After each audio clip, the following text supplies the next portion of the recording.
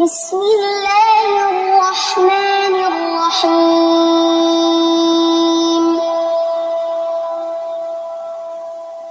أقم الصلاة لدلوك الشمس إلى غسق الليل وقرآن الفجر إن قرآن الفجر كان مشهودا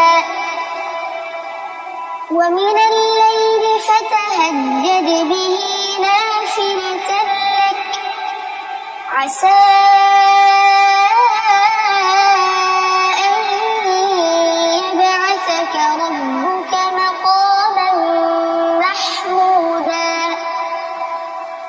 وقل رب أدخلني